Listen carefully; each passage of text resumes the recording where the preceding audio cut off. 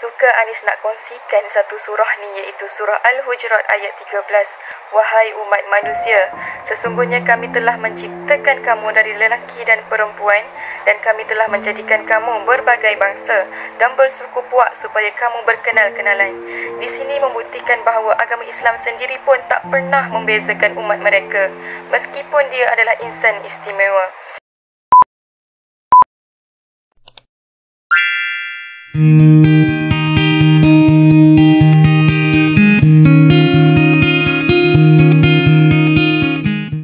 Insan istimewa atau golongan OKU ini mengalami kecacatan atau ketidakupayaan pada diri.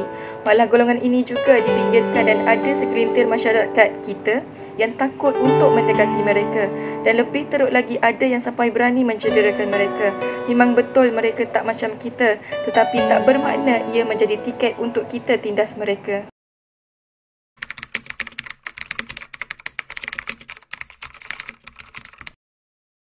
Bagi saya, golongan OKU ni perlu kepada kasih sayang.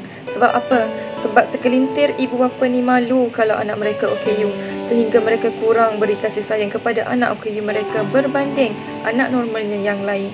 Sepatutnya mereka perlu melayani anak mereka dengan penuh kasih sayang, tetapi ada tegasnya. Tapi yang lebih penting, sentiasa bersabar melayan kerenah mereka, kerana mereka tak tahu apa-apa. Dan ingat, mereka adalah amanah untuk kita jaga. Dan yang kedua pula, mereka pun perlu hak dari segi pendidikan.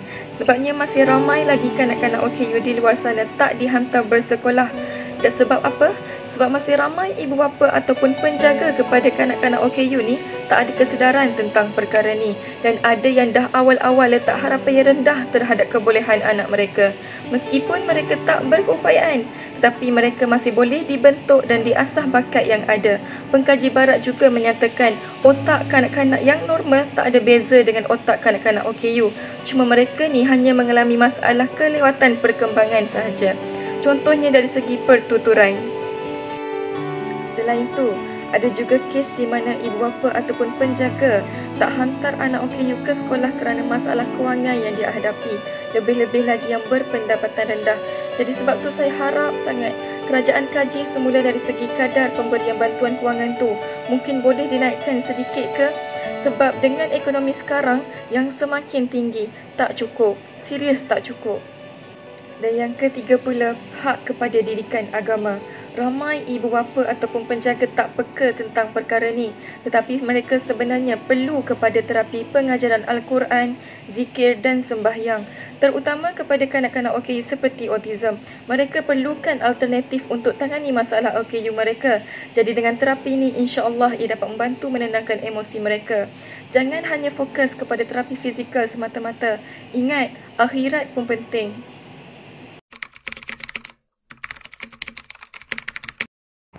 Memang betul kedudukan OKU di negara kita ni tak pernah dipinggirkan.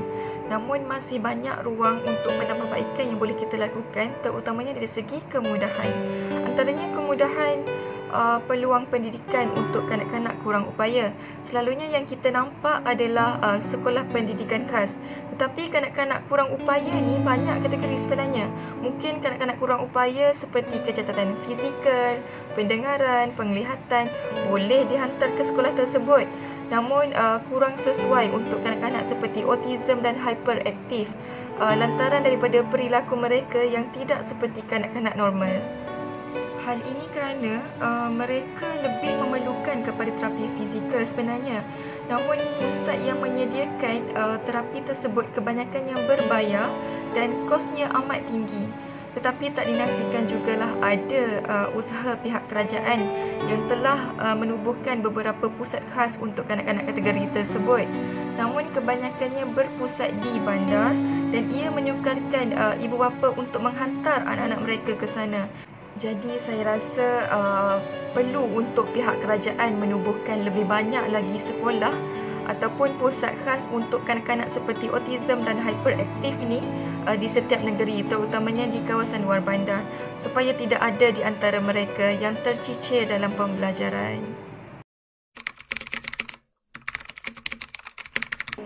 Apabila kita bercakap mengenai golongan OKU, sedikit menyedihkan saya apabila melihat golongan OKU ni, mereka selalunya dihina,